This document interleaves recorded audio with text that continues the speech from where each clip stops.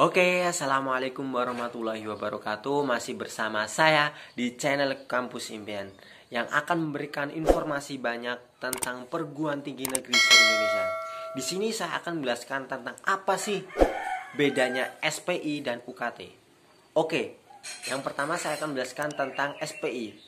SPI adalah singkatan dari Sumbangan Pembangunan Institusi.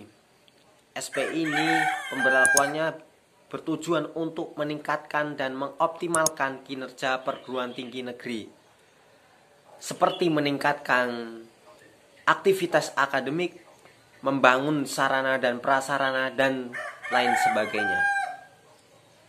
SPI hanya dibayar satu kali saat atau ketika masuk perguruan tinggi negeri.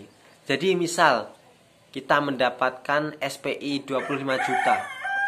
Nah, untuk pembayarannya itu kita hanya membayar saat ketika masuk kuliah atau masuk perguruan tinggi negeri 25 juta tersebut. Jadi untuk setiap bulannya itu sudah beda lagi, itu namanya UKT. SPI ini hanya dibayarkan ketika masuk perguruan tinggi negeri saja. Lalu selanjutnya saya akan menjelaskan tentang UKT. UKT itu singkatan dari uang kuliah tunggal, di mana sebuah UKT ini atau sebuah sistem yang pembayarannya saat ini diberlakukan untuk seluruh perguruan tinggi negeri se-Indonesia. UKT ini sudah mempunyai payung hukum Permendikbud nomor 55 tahun 2013 pasal 1 ayat 3 yang berbunyi setiap mahasiswa hanya membayar satu komponen saja saat per semester. Jadi misal kita mendapatkan UKT 4 juta. Untuk setiap bulannya itu kita hanya membayar 4 juta itu. Jadi misal kita jalur SNMPTN Barat, kita mendapat SPI 20 juta. Lalu kita mendapatkan SPI 4 juta. Nah, ketika masuk kuliah atau ketika masuk pertama kali kalian menjadi mahasiswa, nanti kalian membayar 24 juta gitu.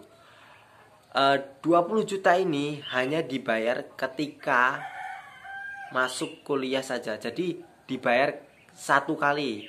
Nah, untuk selanjutnya 6 bulan sekali itu kalian harus membayar 4 juta.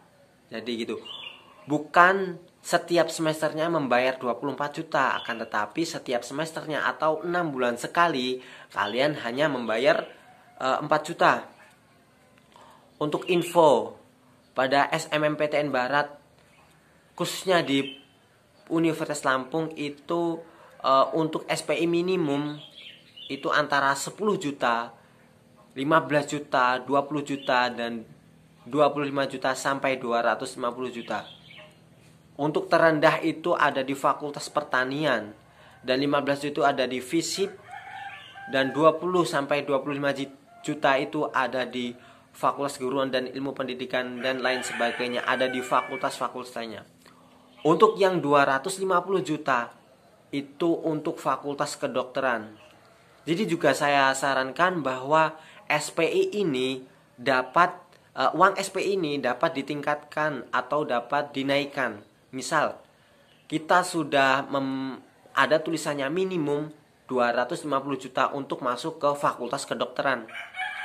Itu ketika kita mendaftar di laman SNMPTN Barat, saat kita memilih prodi, nominal tersebut bisa dilebihkan. Misalnya kita sanggup membayar 300 juta, jadi tinggal isi saja tersebut 300 juta.